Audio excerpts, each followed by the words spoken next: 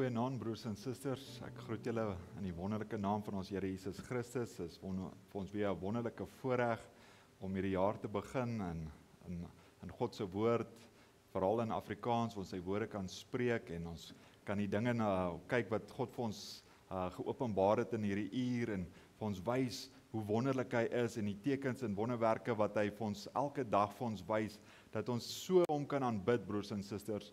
En ons wil vir julle sê dat, jy weet, waar 2025 dalk 'n moeilike jaar vir jou was, bid ons en glo ons en vertrou ons dat 2026 vir julle 'n wonderlike jaar sal wees, dat julle geestelik sal groei en hernieude van geloof sal hê in julle midde en 'n vaste hoop dat Jesus Christus dieselfde gister, vandag en altyd is, en dat jy jou fondasie op hom sal bou, broers en susters. Ons bid dat die Here julle huise sal seën, julle familie sal beskerm en julle lewens sal gebruik vir sy eer, want ek dink dit is die wonderlikste en grootste opreg wat 'n mens kan doen om vir die Here te kan lewe en veral vir sy kinders, want jy weet, dit is maklik om te sê, nee, ons is lief vir die Here en ons is dankbaar vir wat hy alles vir ons doen, maar ons wil niks vir sy kinders doen nie.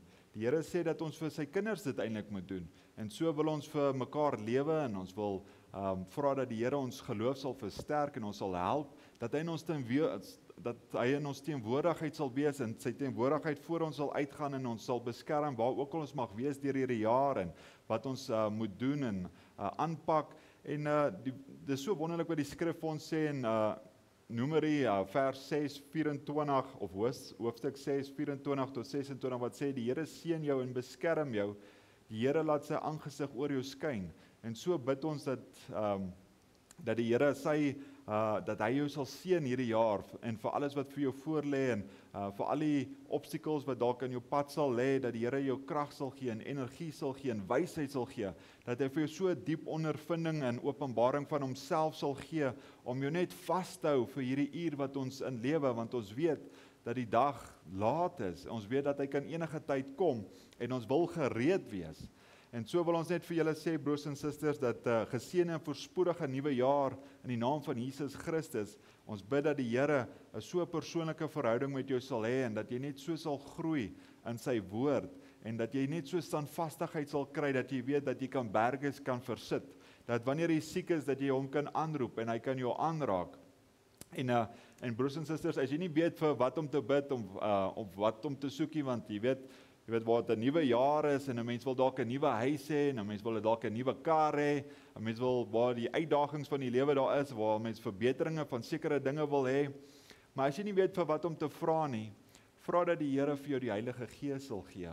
Want ek dink dit is die mees kosbaarste ding, is om die Heilige Gees in jou lewe te kry, dat jy die lewe van Christus in jou siel kan hê, dat jy daardie teken, in die Engels word dit genoem die token, jy weet dat jy daardie teken op jou lewe kan hê vir jou en vir jou familie, en jy weet waar die Here vir ons die volle prys van verlossing van sy bloed op vir ons betaal het, hy het vir ons die Heilige Gees gegee as daardie teken, dat ons daardie offer moet aanvaar, en ons daardie teken rus op God se belofte, dis nie 'n emosie of 'n prestasie of enigiets nie, dit is die evangelie van wat vrylik aan ons aangebied is, dat ons dit kan aanvaar met geloof, dat God daardie Heilige Gees vir ons kan gee, en die Here ken elke reaksie van ons, broers en susters, hy weet of ons dit regtig soek, dat ons so 'n verhouding met hom wil hê, dat ons hele hart en siel wat in ons is, dat wanneer hy sy woord verkondig het, dat ons nader aan hom wil kom, dat ons meer van hom wil leer, dat ons 'n meer gemeenskap met hom wil hê. En die woord is vir wie ook al, broers en susters, die woord gaan uit, maar daardie ervaring is wanneer daardie woord is nie op emosie of in tale praat of tale uitlê of enigiets nie, is 'n persoonlike verhouding met Jesus Christus, daardie lewe wat in jou woon, dat jy weet dat jy in Christus is en Christus is in jou. Dit is vir ryk of vir arm, maak nie saak nie, broers en susters. Dis daardie teken, daardie token dis soos as wanneer jy 'n reiskaartjie het, wanneer jy na 'n vliegtuig op 'n vliegtuig gaan of jy weet op 'n bus gaan, jy weet dan het jy 'n reiskaartjie wat jy moet wys vir daardie persoon voor jy daar kan jy weet ingaan om op daardie trip te kan gaan. En so is ons dankbaar, broers en susters, dat die Here vir ons die Heilige Gees gegee het. Hy het daardie lam vir ons gegee. In die Ou Testament was 'n simbool van 'n lam wat jy moes geoffer het, maar nou is dit daardie lewe wat jy kan terugkeer as 'n gelowe om te weet dat God self, Christus, wat vir ons die offer geword het, dat hy sy eie lewe, Zoe, God se lewe in jou plaas, om te weet dat die lewe van Christus, wat die Heilige Gees, nie 'n derde persoon nie, maar dieselfde persoon in die vorm van die Heilige Gees, daardie teken, daai token kan op jou kom, en dan weet dat jy dan daardie reisgeld, dat jy dit betaal het, jy daardie kaartjie in jou hand. En broers en susters, ek bid dat, soos ek sê, dat as jy nie weet waarvoor om te bid vir 2026 nie, bid vir 'n nader loop aan Jesus Christus, dat jy so gevul sal wees met sy Gees, dat jy sy wil so sal aanvul om te weet wat om te doen, waar om te gaan, met wie om te praat, vir wie om te bid, dat jy 'n lewe kan lewe wat Christus kan reflekteer, veral in hierdie tyd wat ons in lewe, want ons weet dat sy bloed is uitgestort vir ons. Ons is skoon deur sy bloed, broers en susters. Dis nie, ons hoef nie in tale te praat of een van die gawes nie, want ons weet ewen die duiwel kan daardie gawes nabots, maar daardie Heilige Gees, die duiwel kan dit nie nabots nie.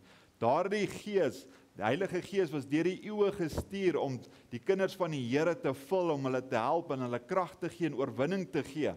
En so is ons so dankbaar dat God se finale bevestiging en van verlossing wat hy vir ons gegee het, dat ons dit kan aanvaar vanaand. En ons kan in vrede met God hê deur die Here Jesus Christus.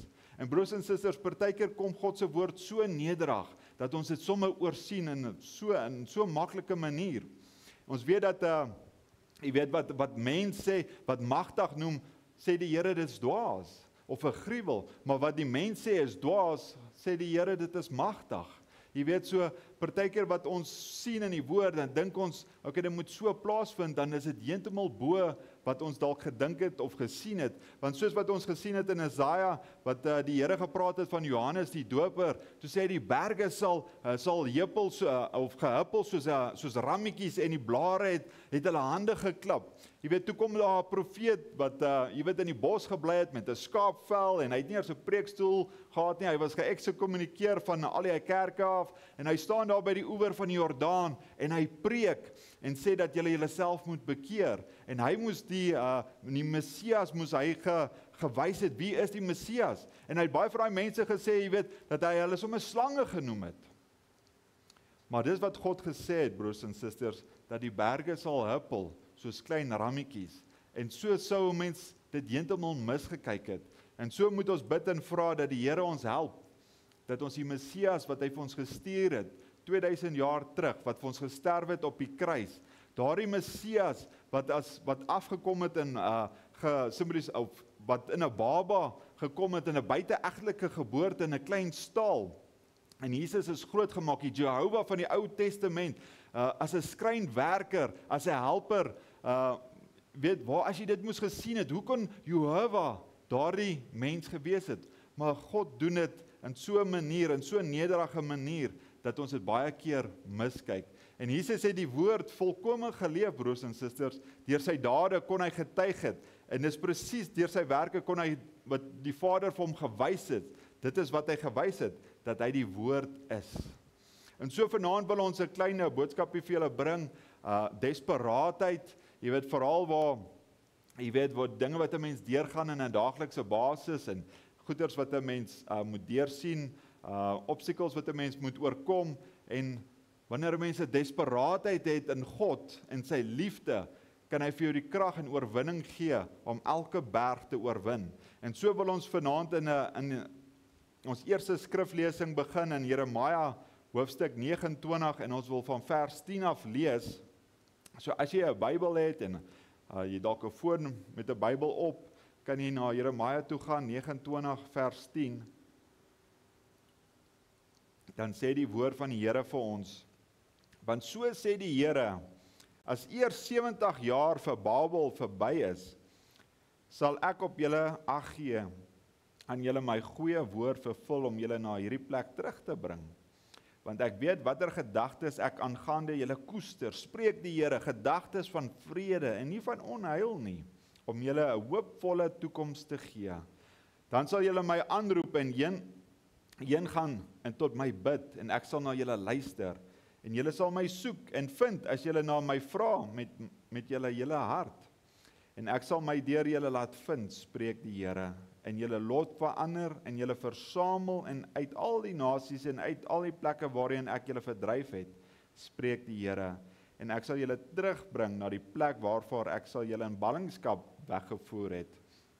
En dan wil ek net nog 'n skriflesing in Lukas hoofstuk 16 vers 16 vir julle lees, wat sê, die wet en die profete was tot op Johannes. Van toe af word die evangelie van die koninkryk van God verkondig, en elkeen dring met geweld daarin. En so, broers en susters, wil ons vanaand praat oor desperaatheid. Desperaatheid dat 'n mens nie net dit ligtelik moet dink om na God toe te kom nie, maar dat daar 'n desperaatheid moet wees, dat die situasie wat jy deurgaan, dat die Here dit kan verander. Maar voor ons verder aangaan, dat ons net ons hoofde en ons harte buig voor die troon van die Here, en ons net om uitnooi om saam met ons hierso te wees vanaand. O dierbare hemelse Vader, Here Jesus, ons sê dankie vir u genade en liefde, Here. Ons sê dankie vir hierdie dag, Here. Ons wil dankie sê dat ons die naam van die Here kan uitroep, om te weet, Here, dat u is hier by ons. U is in ons midde, Here. Waar 2 of 3 vergader in my naam, is ek, Here. En so wil ons vra, Here Jesus, dat u asseblief hierdie klein boodskap wat ons wil voorbring vir u kinders, Here, dat dit 'n seëning sal wees, 'n salwing sal wees, Here Jesus. En wanneer u kinders deur moeilike tye gaan, Here Jesus, dat hulle na hierdie boodskap sal luister van desperaatheid, om te sien in daardie moeilike situasie is ons Here Jesus Christus nog nader as ooit, om ons te help, om ons oorwinning te gee, om ons vry te maak. Liewe Vader, vat hierdie bietjie woorde, Here, spreek u woord vir u kinders, raak hulle harte aan, versterk hulle geloof, help hulle vir hierdie jaar wat voor lê, Here, en seën ons deur u wonderlike Heilige Gees. Vir ons vra dit in Jesus Christus se naam. Amen. So broers en susters, ons weet dat wanneer desperaatheid, dat mense in desperaatheid kom, jy weet, is hulle baie keer verstrooid, en dit wys jou, jy weet, wat in daai noodtoestand, wat gebeur met jou, waar jy beland, wat se situasie jy jouself inkry, is wanneer die ware klere uitkom. Wat jy dink, hoe jy voel, wat jy sê, jy weet, dit haal gewoonlik al die goeie dinge uit jou uit. In die tyd van dood, is gewoonlik mense wat, wanneer hulle in daardie desperaatheid kom, en wanneer hulle die dood in die oë kyk, jy weet, en as daar baie kere goeders is, wat hulle dalk nie reg gemaak het nie, dan sal hulle op hulle doodsbed sê, gaan sê vir hierdie persoon, gaan sê ek is jammer. Maar dit moenie eintlik so wees in daardie oomblik nie. Jy moet dit eintlik nou vooraf regmaak, maar dit is wanneer 'n tyd van nood daarso kom, wanneer jy jouself in daardie posisie plaas, wanneer desperaatheid jou vasvat, dat jy veroorsaak, dat jy gaan jammer sê. En so, broers en susters, wanneer jy in daardie noodgeval kom van desperaatheid, roep ons aan vir die Here.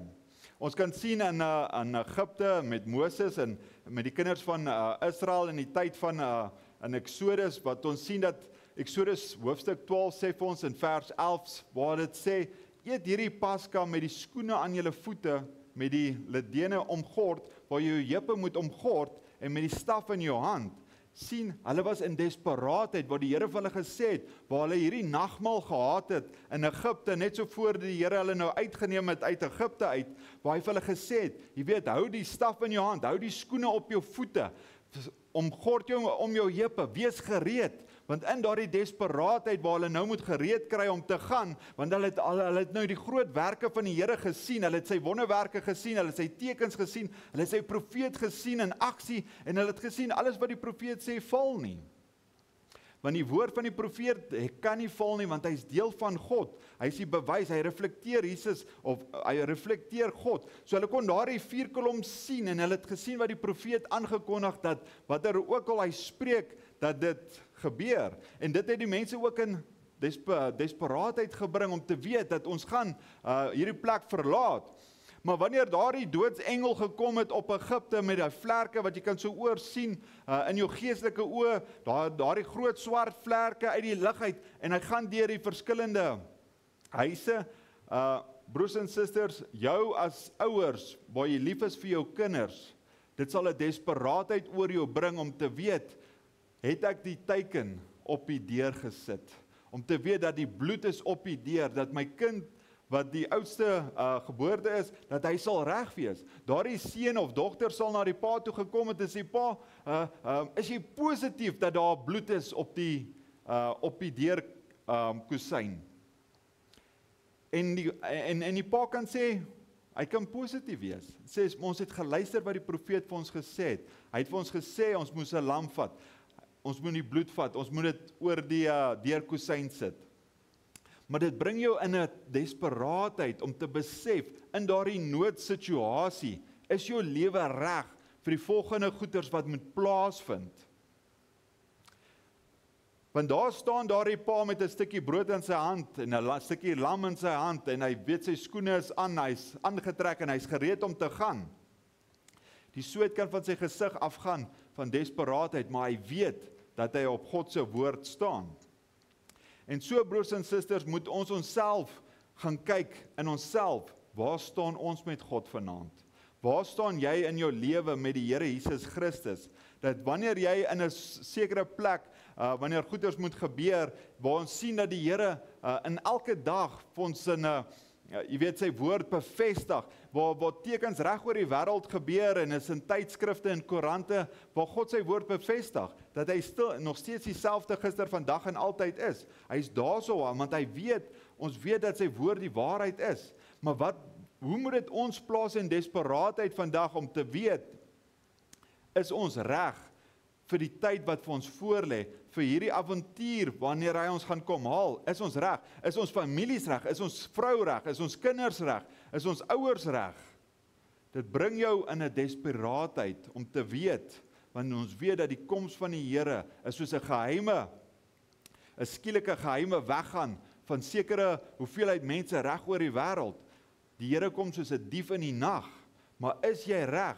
Is jou familie reg? Is jy reg? Dit bring 'n desperaatheid, broers en susters. Dit behoort ons so in 'n desperaatheid te laat beland, deur die genade van God, dat ons niemand wil agterlaat nie. Dat ons so moet bid soos nog nooit tevore nie. Dat ons so moet werk vir die woord en vir die kinders van die Here soos nog nooit tevore nie. Dat ons so moet werk vir ons kerk, vir ons familie, vir ons broers en susters, vir die gemeenskap. Dat ons wil niemand laat agterlaat nie. Want ons weet dat die tyd is naby. Dit bring 'n desperaatheid. Ons weet, broers en susters, hoekom is ons hierso? Waarvoor lewe ons? Waarvoor werk jy? Waarvoor eet jy? Waarvoor sukkel jy? Is om te lewe. En waarvoor lewe jy? Is om te sterf. En jy is nie geskik om te lewe totdat jy gesterf het nie. Jy moet sterf vir jouself, sodat jy kan lewe vir Christus. Maar ons sien ook, broers en susters, wanneer jy daardie desperaatheid het, en wanneer jy na God toe kom, dat dit saam met liefde gaan. Jy moet liefde hê, want daardie liefde van God bring die desperaatheid oor jou. As God in jou is, en die teken is binne in jou, en jy sien die toestande van die tye om jou, en die sonde van die mense om jou, en jy sien die gebeurtenisse, wat ons sien op 'n daaglikse basis, as jy net jou foon oopmaak, wat gebeur in Amerika, of in Rusland, of in China, mense sien al hierdie dinge, broers en susters, maar dit moet 'n desperaatheid oor ons bring, om te sien, dat ons in die laaste uur woon. Maar ons sien in Galasiërs 5 en 6, dat geloof werk deur liefde. Daardie geloof bring liefde, is 'n aansporing vir liefde. Wanneer jy sê, okay, nee, dit is nie 'n aansporing om lief te hê nie, maar as jy vir jou in 'n normale manier, waar jy feel jou love vir jou vrou hê, en jy sê nie vir jou vrou dat jy is vir haar lief, of jy geloof in jou vrou en vertrou in jou vrou nie, en jy sê nie vir haar is lief nie, jy sê nie vir haar, jy weet, jy gee vir haar drukkies, jy gee vir haar blomme, en jy sê vir haar is lief vir haar nie, omhels haar, of sê sy is die beste kok in die land. As jy dit nie doen nie, hoe gaan jy vir haar bewys dat jy vir haar lief is? Dit is deur daardie manier waar ons vir haar sê ons is lief vir haar, is dat ons deur hierdie goeders uitdrukking gee dat ons vir haar lief is. So as dit in 'n manier, in 'n kleiner manier van filial love is, wat nou nog van agape love wat liefde van God is? Hoeveel meer is dit nie wat ons moet na desperaatheid moet bring vir ons broers en vir ons susters, om te wys hoe ons ernstig ons moet bid, hoe ernstig ons die woord van God moet vat. Hoe ernstig, hoe moet dit nie dit jy op jou knieë bring, om te besef in wat se uur ons lewe nie. Want as daardie vrou wat jy 'n filial love het, en waar 'n filial love, jy weet waar 'n sekere man na jou vrou kyk en jy raak dalk, jy weet, omgekrap en jy wil hom met die vuis bykom. Jy weet, dit is 'n natuurlike liefde. Maar waar 'n goddelike liefde sal uitgaan na daardie persoon om sy siel te wen. Maar sê jou vrou is siek, sy het dalk kanker of 'n sekere siekte en sy gaan sterf. Hoe gaan dit jou nie in desperaatheid bring om jou probeer jou vrou te help nie? Johannes 14 vers 23 sê, as 'n man my lief het, sal hy my woorde bewaar. Ek is die Here wat jou genees. Al praat ek in tale van mense en engele en het nie liefde nie, is ek niks. So broers en susters, moet ons na desperaatheid na God toe kom en geloof in sy woord, om te weet, wat ook al hy sê, dat ek dit sal bewaar. Ek sal dit nie glo nie, ongeloof hê nie, maar geloof in sy woord, wat ook al hy sê, weet ek sal gebeur. Maak nie saak of dit dalk op hierdie oomblik gebeur nie, of oor 'n sekere dag, oor 'n week, oor 'n maand, oor 'n jaar, maak nie saak nie. Maar daardie desperaatheid wat my sal bring, in 'n waar dit my sal nederig bring voor die troon van die Here, waar ek sy woord sal vat, en ek sal oorwinning kry. En so kan ons sien waar Jakobus hoofstuk 5 vers 15 sê, dat die Bybel sê, 'n kragtige, vurige, effektiewe, vurige gebed van 'n regverdige man, is baie bewerkstellig. So as daardie vurige, effektiewe, vurige gebed, van hierdie sekere persoon het, en as jy in desperaatheid voor God aanroep, hoeveel meer kan hy nie vir jou doen nie? As jy nie teken op jou het van die Heilige Gees, waar God se Gees in jou is, wat ook al jy sê kan gebeur, broers en susters, dis hoe kragtig God se woord in jou is. As God net vir ons daardie openbaring en beseffing kan gee, hoe kragtig God is en 'n God in ons is, kan jy berge versit. Maar die Here sê ook in Jakobus 5:16 sê dat ons foute moet bely. As ons, jy weet, ons moet regmaak. Ons bely ons foute teenoor mekaar. Ons moet vra om mekaar te vergewe, want ons kan almal foute maak. Jy kan nooit hierdie vlees perfek maak nie. Dit is 'n groot probleem wat baie keer as 'n Christen 'n struikelblok in sy lewe het, waar hy hierdie vlees wat in sonde gebore is, wil perfek maak. Hy kan nie, want daar's soveel foute op hierdie liggaam, broers en susters, dat jy kan dit net nie doen nie. Maar God se woord is perfek, en hy is die perfekte lam, wat vir ons daardie oorwinning gegee het, dat ons na daardie offerlam kan kyk, en weet, dat God nie eers na ons kyk nie, maar hy kyk na daardie lam. Maar ons wil na 'n paar voorbeelde kyk van sekere karakters in die Bybel, waar ons ook as 'n getuienis na hulle kan sien wat het met hulle gebeur, dat ons ook in ons eie situasie daardie desperaatheid kan kry, wanneer ons in 'n moeilike situasie is, in hierdie jaar, in 'n sekere maand, of 'n sekere tyd van jou lewe, dat wanneer jy in daardie moeilike situasie is, om net te weet, dat God by jou is, en dat hy jou kan help, en in daardie desperaatheid, en in daardie moeilike situasie, is hy so naby jou as ooit tevore. Maar daar in die Ou Testament sien ons 'n man met die naam van Jakob. Jy weet, hy was 'n sorgvrye seun, en jy weet, hy het sy eie gedagte gedink, en hy wou 'n geboortereg gehad het by sy broer, en sy broer was, jy weet, hy was meer 'n man van die veld, en hy het bokke gaan jag, en gekyk na die beeste, waar Jakob was meer by die huis. Jy weet, hy was meer waar, en weet, mama's boy, soos wat hulle dit sal sê. Maar hy het daardie begeerte gehad om die geboortereg te hê, broers en susters. Maar ons weet ja, Jakob, dit beteken ook jy weet dat hy 'n bedrieër was. Hy het slingsplannetjies gehad om sekere goeders te doen. Maar ons weet as jy nou in Genesis lees oor sy storie en sy lewensverhaal en die goeders wat hy moes deurgegaan het, sien ons daar was 'n stadium wat hy sy broer weer moes ontmoet het, en ons weet ook as jy die storie lees, dat hy sy broer mislei het, om daardie geboortereg by hom te kry, waar hy daardie geboortereg verkoop het vir 'n bietjie kos, want hy was in die bos en hy het jy weet, gaan jaag of seker goed gaan doen, en jy weet, hy het by die huis gekom en hy is moeg, jy weet, en hy wou amper flou geword het, en daardie oomblik het sy broer gesien, maar hier gaan ek gaan hierdie kans vat, ek gaan hierdie tyd gebruik om daardie geboorte reg te kry, en jy weet, hy het lekker potte van kos daar beet gemaak, en sy broer het daai geboorte reg verkoop vir 'n bord kos. Maar nou in daardie oomblik, jy weet waar hy daardie geboortereg wou gehad het, kan ons sien dat dit was 'n ding wat sy dood kon veroorsaak het op 'n later stadium. En so broers en susters, partykeer is daar die enigste ding wat jy ontvang, soos die Heilige Gees en die wedergeboorte deur die Gees. As jy dit nie waak nie, is dit daardie ding wat jou self sal veroordeel by die oordeelstroon. As jy nog 'n voorbeeld wil sien, is die waters van Noag.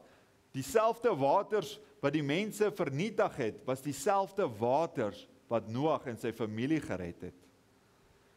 So ons wil nederig voor God se woord kom, maar ons sien nou hierdie Jakob, waar hy sy lewe waar in gevaar was, waar hy voor sy broer moes gekom het, waar hy 400 gewapende manne was op pad, en vrees het hom oorval. En hy het alles probeer om sy broer se hart bietjie sag te maak met geskenke, om vooruit te stuur, want hy het besef dat hy nou in 'n noodsituasie is. Hy het selfs tot sy eie vrou en sy kinders vooruit gestuur, om sy broer se hart sag te maak. Maar in daardie desperaatheid, broers en susters, het hy op sy knieë gegaan en gestoei met God. En dit was nie net 'n 5 minute gebed of 'n halfuur gebed nie, dit was 'n hele deernag geveggery met die engel van God, want daardie desperaatheid het hom oorheers om te weet dat hy moet nou met God veg. Hy moet God oorwin om daardie seëning te kry, want anders is sy eie lewe in gevaar. En waar hy van Jakob die bedrieër was, het God vir hom daardie seëning gegee, omdat God gesien het dat in daardie desperaatheid wat hy gehad het, om daardie seëning te soek, het God sy naam verander na Israel toe. En dit is so 'n wonderlike ding, broers en susters. Jy weet, waar hy ewen selfs anders te geloop het, waar hy bietjie hink en pink geloop het, maar hy was 'n veranderde man, want hy het gestoei met God. Want ons weet, partykeer moet ons in daardie situasie kom, waar ons met God moet stoei. Wanneer ons in 'n situasie is, en ons weet nie hoekom is ons finansies so de mekaar nie, ons weet nie hoekom moet ons elke keer so sukkel nie, ons weet nie hoekom het ons 'n siekte wat ons elke keer pla en dit wil nie weggaan nie. Maak nie saak wat jou situasie is nie. God ken jou hart, God ken jou omstandighede. Maar ons moet stoei met God. Ons moet 'n desperaatheid oor ons kry, dat ons weet dat hy vir ons daardie oorwinning kan gee, broers en susters. Want ons weet, ons almal roep uit na God toe, ewen die koring en die onkruid. Wanneer daardie reën val op die regverdige en die onregverdige, is hulle albei bly. Maar ons moet weet, broers en susters, daardie reën, God stuur dit vir ons. Die einste Heilige Gees op jou, jy weet waar ons dit op ons val, gee ons glorie aan God. Die ongelowige skree net so, maar ons weet waar ons is, wanneer ons daardie desperaatheid ons, jy weet ons vang, en ons weet ons het die teken, dat ons, wanneer ons uitroep, na die troon van God toe, is hy daar om ons te antwoord. Want ons weet, wanneer God ons plaas in die Heilige Gees, dat ons 'n seun is, dat ons nie net 'n normale seun is nie, maar dat hy ons plaas 'n plasing van 'n seën, dat ons gegroei het met sy woord. Wanneer ons enigiets, wanneer ons, in die ou tyd het ons gepraat van 'n cheque, wat jy 'n cheque geskryf het. Dit is nou 'n bietjie oudtyds, jy kry nie amper meer checks nie, maar jy weet dat wanneer die seun en die pa, jy weet, die handskrif, die handtekening is altyd so goed. Wanneer is daardie plasing van 'n seun, dat hy so gegroei het in die Heilige Gees om te weet, dat ons kan sê soos toe die Here op die aarde was, dat ek alles doen wat die Vader vir my wys, want ek het so 'n verhouding met God, om te weet, wat ook al hy bevestig, maak nie saak wat nie, dat hy dit sal eer, dat ek in sy voetspore sal loop. Jy weet, almal, daar's baie profete wat, jy weet, in God se woord, wat sekere dinge deurgegaan het, en hulle het 'n oomblik van swakheid gehad, waar hulle dalk op daardie oomblik het geval het, maar ons weet dat die Here Jesus Christus het nooit geval nie. En ewen as jy moet val in jou situasie, moenie vrees nie, hou net aan glo, want God sal vir jou daar oorwinning gee.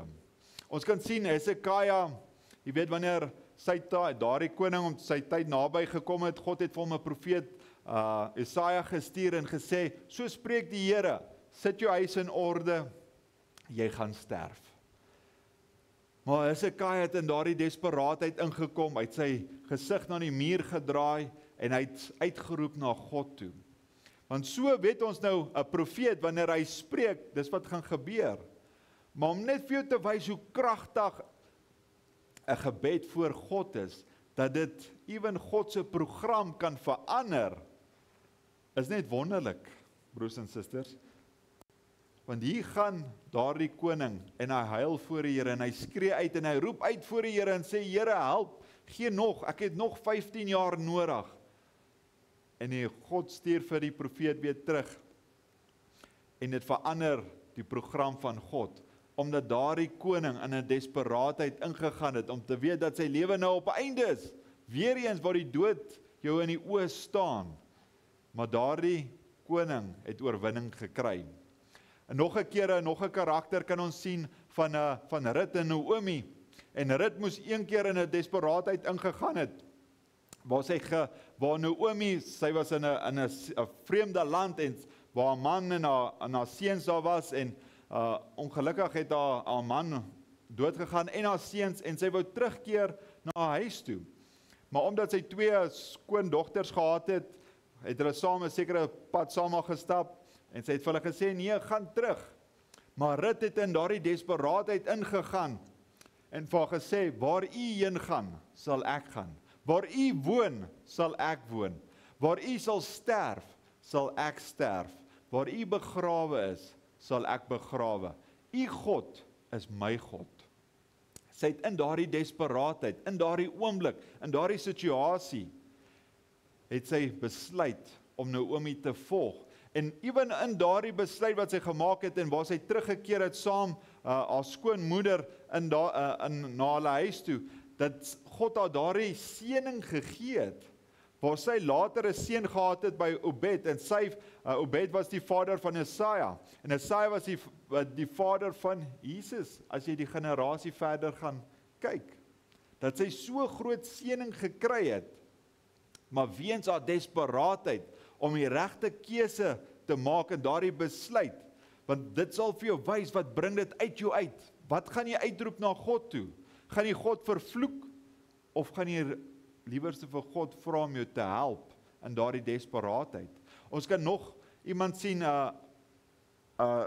Rahab, in die tyd van Joshua, wanneer die Israeliete oor die Jordaan gegaan het, om Jerigo te vernietig, maar nou sien Jerigo, hoe sien hulle en hoe alles uitspeel, hoe die Israeliete oor die Jordaan kom, en dat hulle harte in hulle gesmeld het om te weet, dat hulle dit nie gaan maak nie, dat hulle gaan vernietig word, en maak nie saak hoe groot is hierdie stad, maak nie saak hoe groot is hierdie mure nie, dat hulle, God is saam met hulle. En Rahab, in haar situasie, in haar, waar sy 'n prostituut is, waar sy nie eers 'n baie, jy weet, dit is nie 'n werk wat jy sal sê in openbaar, okay, ek doen dit nie, maar ewen in daardie situasie, het sy in desperaatheid gekom, wanneer daardie spioene deur die dorp gegaan het, het sy hulle gevat. En sy het hulle na hulle huis toe gebring en hulle beskerm.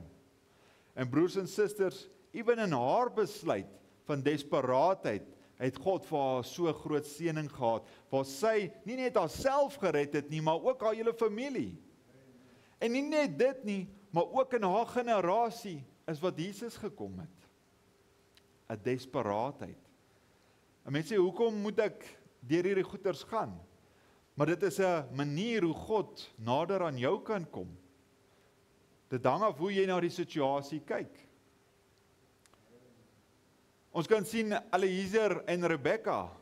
Eliezer was in 'n desperaatheid geplaas en verantwoordelikheid waar hy moet waar hy vir Isak 'n bruid moes gesoek het. En Abraham het hom gestuur ook na sy land toe waar hy vandaan kom en gesê, gaan kies vir my seun 'n bruid. En in daardie desperaatheid waar Eliezer nou moes gegaan het en geweet het, okay, maar hy as 'n geestelike man, hy moet die regte vrou soek vir Isak. Hy kan nie net enige iemand kies nie, maar in daardie uur van desperaatheid het hy gebid voor die Here en gesê, wie ook al na die wal toe kom om die kamele te water te gee en vir my water te gee, dan sal ek weet dat dit hierdie meisie is. En broers en susters, dit is so wonderlik, dat ewen na daai gebed, het die Here klaar ingetree om vir Eliezer te help. Maar in daardie desperaatheid was die Here daar.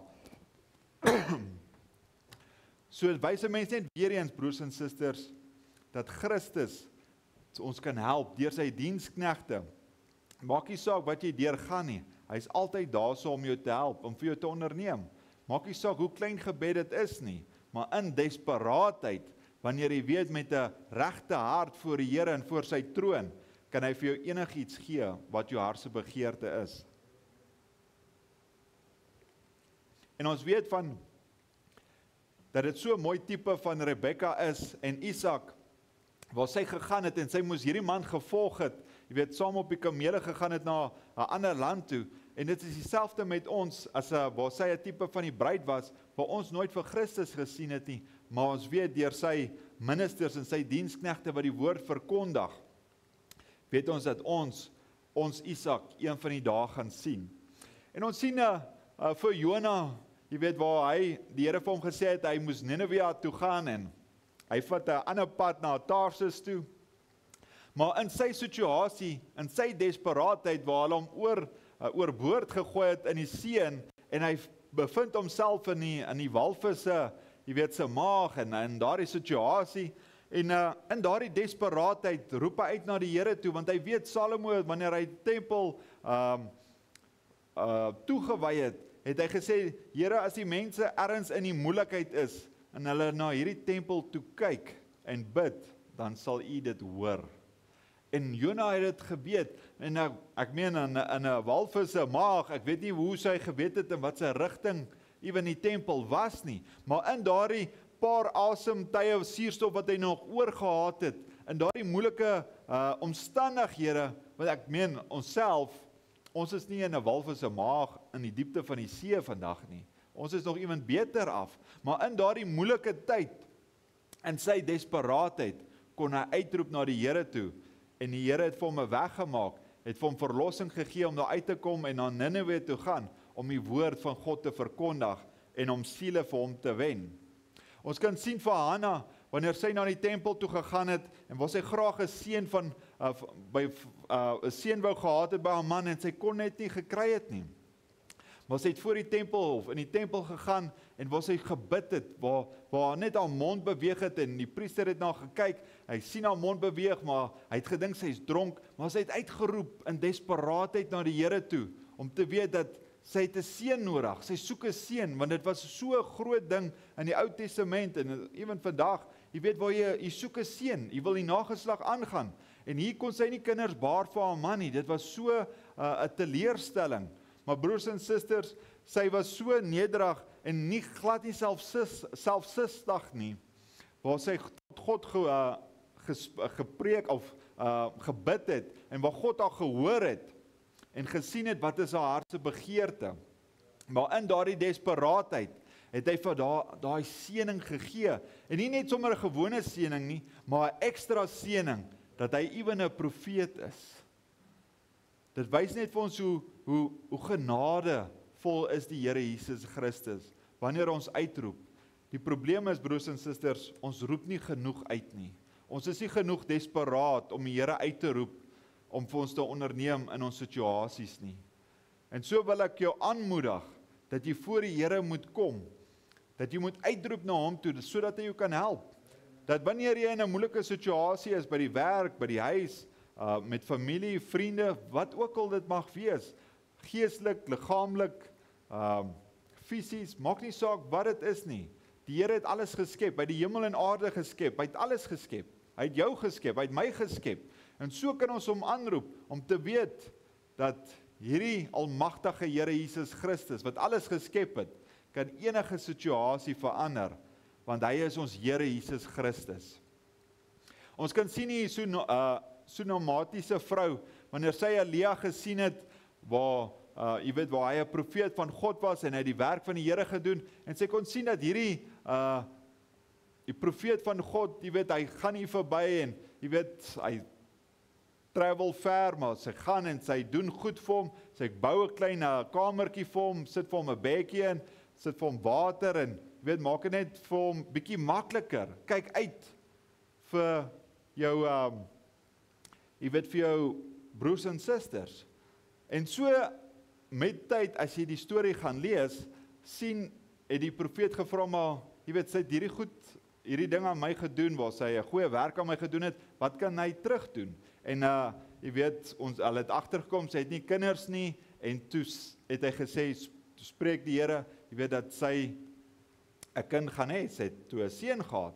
En met tyd aangegaan het die seun gewerk saam met sy pa in die veld, die son was warm, en hy het geskree, en hy het flou geval. En in daardie situasie het die seun toe gesterwe. Maar sy het nie moed opgegee nie. Sy het geweet dat sy hierdie seun gekry het, waar die profeet dit gespreek het, so het sy geweet, as sy na die profeet toe moet gaan, sal alles wel wees. En sy het 'n meel opgepak, en sy het gereis, om die profeet te gaan soek met haas, waar sy nie kort paai gevat het nie, maar sy stryd na die profeet toe, want sy weet, as sy by die profeet kan uitkom, en sy kan 'n woord van die Here ontvang, maak nie saak in wat sy situasie is sy nie, maar daardie desperaatheid het haar oorwel, en gehoorsaamheid aan God, waar sy, die krag wat sy gesien het, wat God kan doen, weet sy dat God se dienaar haar kan help. En in daardie situasie, broers en susters, ewen die profeet self het nie geweet, hoekom het sy gekom nie. Maar toe sy vir hom vertel, en toe wou sy hy eers 'n staaf gee, en toe sê sy nee, maar sy soek die profeet. En hy het teruggegaan na haar huis toe, en as 'n mens die storie gaan lees, het sy haar seun weer teruggekry, deur die genade van die Here.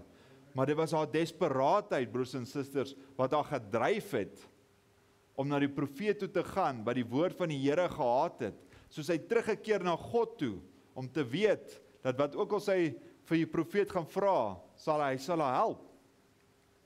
Ons sien nog 'n karakter, ons sien van die blinde Bartimeus, waar hy blind was, en die skare wat hy gesien het, en Jesus is op pad, na 'n sekere plek toe, en hy sien waar hy verbyloop, of in 'n sekere rigting, en waar die mense probeer om stil maak, en om stil maak, maar sy desperaatheid het ook oor hom gekom, waar hy moet uitroep na die Here toe, sy seun van Dawid, in geloof het hy uitgeroep, om genade te ontvang van God. As hy stil gebly het, sou die Here dalk net verbygegaan het, en niks het gebeur nie. Maar in daardie desperaatheid, het hy uitgeroep. En die seun van God, met al die sonde van die wêreld op sy skouers, wat na Jerusalem geoffer sou word, 'n offer vir die wêreld, het in sy spore gestop, in desperaatheid, 'n wanhoopige uitroep, die seun van God gestop, en gesê, wat wil jy hê? Wat moet ek vir jou doen? Desperaatheid. En so wil ek vir jou sê, broers en susters, jou geloof kan jou red, as jy uitroep na God toe. God kan jou genees, nog steeds vandag. Hy is steeds dieselfde gister, vandag en altyd. Maar ons moet uitroep in geloof. Desperaatheid vra vir 'n onderwerp. En wanneer die onderwerp, maak nie saak hoe flou dit is nie, dit ontvang word dit net daar geglo. Want geloof vang wanneer desperaatheid dit stoot. Liefde daarin meng daarmee en bring dit daarna toe. Desperaatheid doen dit. Ons kan sien op 'n stadium toe die disippels op 'n bootjie was in die middel van die see, waar die Here vir hulle uitgestuur het en hy het agterna gekom. En toe hy op die water loop en op pad na hulle toe is, jy weet, en hulle kyk en hulle sien of dit lyk soos 'n gees, jy weet, het hulle gevrees. En die Here het vir hulle sê, moenie vrees nie. En Petrus het gesê, jy weet, dat hy uit die water kan oploop en na die Here toe kom, en die Here het gesê, kom. Maar toe Petrus die golwe en die omstandighede sien om hom, omdat hy nie sy oë op die Here gefokus het nie, het hy begin sink. Maar wat doen Petrus in daardie uur, in sy desperaatheid, roep hy uit en sê, Here, red my of ek sal vergaan. Want broers en susters, net soos Petrus, kan ons ook uitroep vandag, Here, red my of ek gaan vergaan. Red my van hierdie dwelms, red my van hierdie alkohol, red my van hierdie sigarette, red my van hierdie, wat ook al dit mag wees, of ek gaan vergaan. As die Here dit vir Petrus kon gedoen het, kan hy dit vir ons doen. Hy kan nog steeds in daardie, wanneer jy hom in desperaatheid uitroep, kan hy sy hand uitrek, en jou oplig, en jou optel uit daardie diepte waters, van daardie golwe wat jou oorheers, en jou probeer verdrink, wanneer die duiwel soos 'n brullende leeu gaan om te vernietig. Maak nie saak nie, broers en susters, die Here kan jou uitlig, uit daardie situasie uit, maar ons moet in desperaatheid na hom toe kom. Want dit maak nie saak of jy 'n fout maak, of jou vrou 'n fout maak, of 'n ander man 'n fout maak, of 'n seun of 'n meisie 'n fout maak nie. Moenie sink nie. Roep uit. Skree uit in wanhoop. Here, red my of ek sal vergaan. Raak desperaat daaroor. God sal jou hoor. Ek hoor altyd 'n desperate siel. Dis waarvoor ek probeer vertel, broers en susters. Maak nie saak wat jy deurgaan nie. In daardie oomblik van moeilikheid, in daardie situasie, roep uit na die Here toe. En net voor ons gaan sluit, wil ek vir jou sê, ewen die Here homself, Jesus, in die tuin in Getsemane, in daardie groot strydveld wat hy moes deurgegaan het, voor hy na die kruis toe gegaan het, waar hy die sondes op homself moes geneem het, van die hele aarde, en waar hy moes 'n keuse gemaak het, waar hy vir sy disippels lief was, of moes hy hierdie kruising gevat het van al die sondes, het hy ook self uitgeroep. Maar hy het gesê, waar hy homself verneder het, nie my wil nie, maar u wil geskied. En so weet ons ook nie altyd wat moet gebeur nie, maar die beste is, broers en susters, is om jouself te verneder tot die woord toe, en dat die beloofde woord van God van die hemel, dat dit jou wysheid sal gee, dat dit jou rigting sal gee, dat dit jou pad sal oopmaak. Maar ons sien ook dat die Here gesê het in Lukas, waar hy moes bietjie verder gegaan het. Hy moes bietjie verder gegaan het en gebid het. En so, broers en susters, as Jesus dit ernstig moes gevat het om te gaan bid, hoeveel te meer moet ek en jy nie bid vir 2026 nie? Hoeveel te meer moet ons nie op ons knieë bly en desperaat raak vir ons medewerkers, vir ons vrouens en ons kinders, vir ons familie en ons vriende, vir ons gemeenskap, vir ons kerk. Hoeveel te meer moet ons nie uitroep na die Here toe in desperaatheid nie. Want as ons sien dat die Here dit moes gedoen het, moet ons dit doen. Want ons weet dat die tyd naby is. En ons kan oor storie en storie en storie gaan in die Bybel van nog karakters en nog karakters. Jy weet wat in daardie oomblik van desperaatheid gekom en die Here het ingetree. Elke keer ingetree en vir hulle verlossing gegee. En ons kan sien in hierdie laaste tyd, broers en susters, waar God homself gemanifesteer het deur vlees en vir ons tekens en krag en wonderwerke gewys het, dat hy nog steeds dieselfde is, dat hy in jou werk, dat hy in my werk, dat hy wys dat hy hier by ons is. Dit behoort ons desperaat te maak.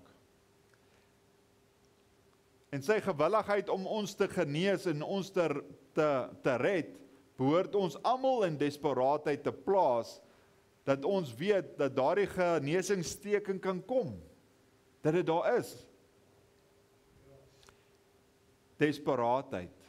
Wanneer jy my soek met jou hele hart, dan sal ek jou hoor. Die koninkryk, die wet en die profete was tot by Johannes, sedert dit in die koninkryk van die hemel verkondig, en mense beer dit in. Jy staan nie net rond nie. Tel my op by die kraag, Here, druk my net in. Nee, jy beer dit in. Daar's iets wat jy moet doen. Jy moet desperaat raak, jouself indring in die koninkryk van God. Raak desperaat tussen lewe en dood. En so wil ek jou aanmoedig, broers en susters, waar het Januarie is, dis 'n nuwe jaar, raak desperaat. Wanneer jy deur moeilike tye gaan deur hierdie jaar en jy weet nie wat is die uitweg nie, jy weet nie waar gaan die lig skyn nie, jy weet nie waar gaan die volgende geld kom om hier te betaal of kos op die tafel te sit nie. Weet net dat God almagtig is. En wanneer jy desperaat in die liefde van God met die Heilige Gees in jou hart die Here aanroep, en daardie regverdige, vurige, effektiewe bidding wat jy voor God kan doen, hoe gaan hy dit nie vir jou gee nie? Maar jy moet geloof hê. Geloof in sy woord. Dit is 'n liefdesverhaal tussen jou en Jesus Christus.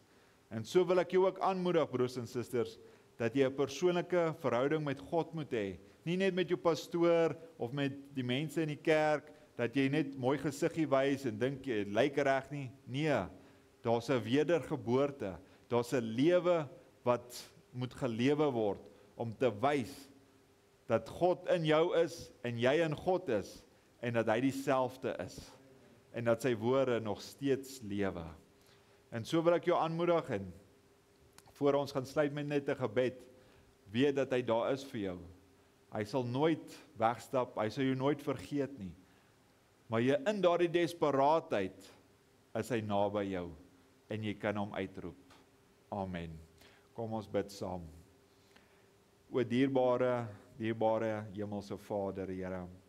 Ons is so dankbaar, Here Jesus, dat daar voorbeelde in u woord is, Here, wat ons kan na terugkyk, om te sien wanneer ons broers en susters in moeilike tye is, in situasies wat ons nie weet hoe om uit te kom nie, dat in daardie desperaatheid ons u kan uitroep, om te weet dat u 'n God wat naby is, Here. U is nader as enige goeie vriend. U is nader as enige familielid. U is by ons, Vader. U is in ons harte en ons is dankbaar vir die woord van God, wat ons na kan kyk en weet, u is by ons. En wat ook al ons mag vra, wat ook al ons nodig het vir daardie uur, is u meer as magtig om vir ons te gee. Ons bid en vra, Here, dat ons net die liefde van God in ons harte sal hê, dat ons die geloof wat ons nodig het, soos 'n mosterdsaadjie, om God se woord te beweeg, dat ons dit sal hê vir daardie uur, Here. En dat ons u sal altyd uitroep, maak nie saak of dit goed of sleg gaan nie, maar dat ons u altyd sal uitroep, om te weet, dat u is ons God, Here, en ons wil lewe vir u, ons wil lewe vir u kinders, ons wil u woord uitbeeld en uitlewe vir ons broers en susters daar buite, vir die ongelowige daar buite, Here, om te wys dat Jesus Christus lewe nog steeds in vandag se tyd. En ons wil vra, Here Jesus, dat U elke broer en suster sal seën, dat U hulle sal bewaar vir die week wat voorlê. Ons wil vra dat Here, dat hierdie boodskap hulle sal aanraak en hulle sal versterk. Dit was maar 'n kort boodskap, Here, waar dalk my woorde my teleurgestel het, waar ek dalk hak met hierdie woorde of daai woorde, maar ek vra, Here Jesus, dat U net dit vir hulle sal openbaar, dat ons net daardie openbaring sal vind, Here, dat U nog steeds lewe, en in daardie moeilike situasie wat ons onsself bevind, om te weet dat ons dit net kan spreek, en U is daarso. Dankie Vader, ons is lief U, ons prys U en ons dien U, vergewe ons van al ons sonde, Here, salf ons met U Heilige Gees, help ons vir die week wat voorlê, dat ons U wil sal geskied in ons lewens, nie ons eie nie, maar U wil, in Jesus Christus se naam. Amen.